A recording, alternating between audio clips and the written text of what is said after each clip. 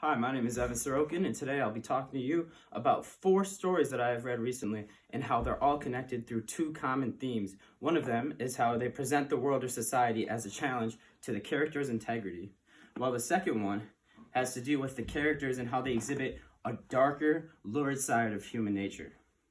So, first, going into how the stories present the world or society as a challenge to the characters is in The Kite Runner. Well, first we should start off by defining integrity because we're seeing what challenges their integrity in the stories. So integrity is being honest and having strong moral principles.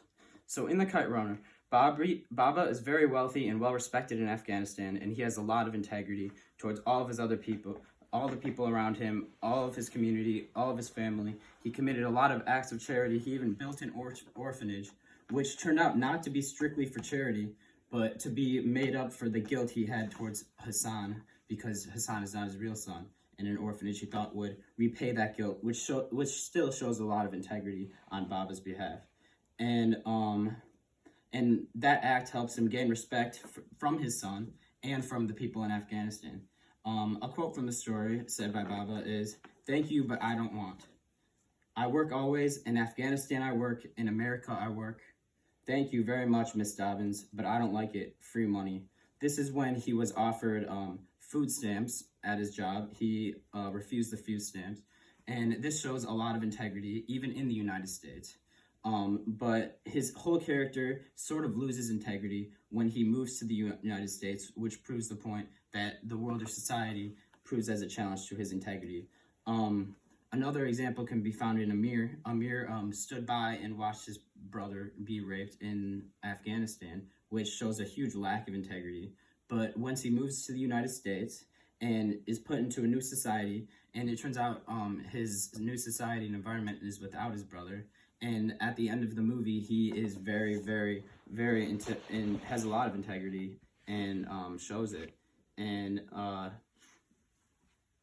if we look at another story I read recently, it was a series of poems by Clint Smith.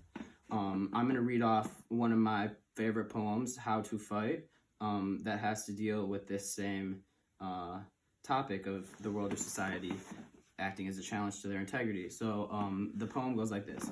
My favorite part of class was always the spelling bee. One by one, children would slip on syllables until there were only a few of us left. We weren't able to write anything down as we stood in front of the class, so I used my fingers to trace an outline in the air of words Miss Roberts read from her blue dictionary. We didn't say certain words in my home because we were told they could hurt people, but words were the only way I ever knew how to fight.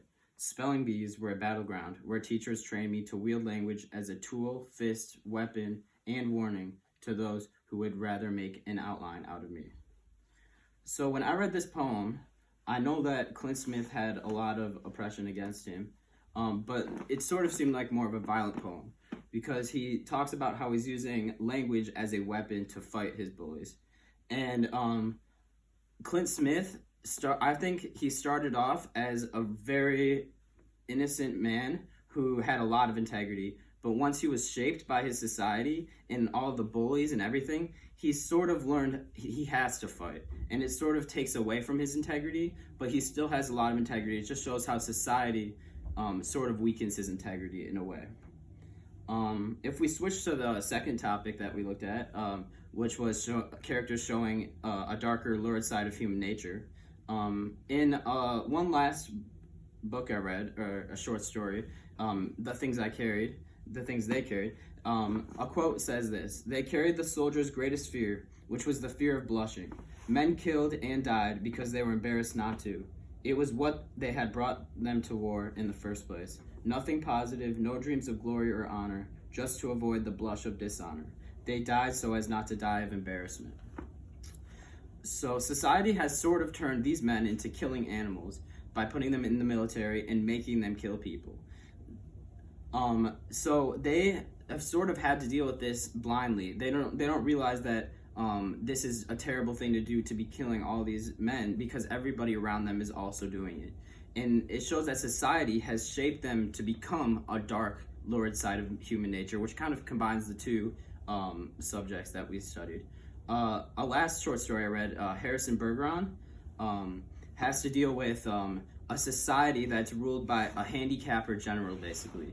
And the handicapper general basically has the power to impose a lot of sanctions on whatever person he wants to. He does a lot, like if you have really good hearing skills, he'll deafen your hearing just to make it so that nobody's better than other people. And these people are continually being tortured just for being good at something by these handicap laws. And a quote goes, the minute people start cheating on laws, what do you think happens to society? A siren went off in George's head. Reckon it'd fall apart, said Hazel. What would, said George blankly. Society, said Hazel uncertainly. Wasn't that what you just said? Who knows, said George.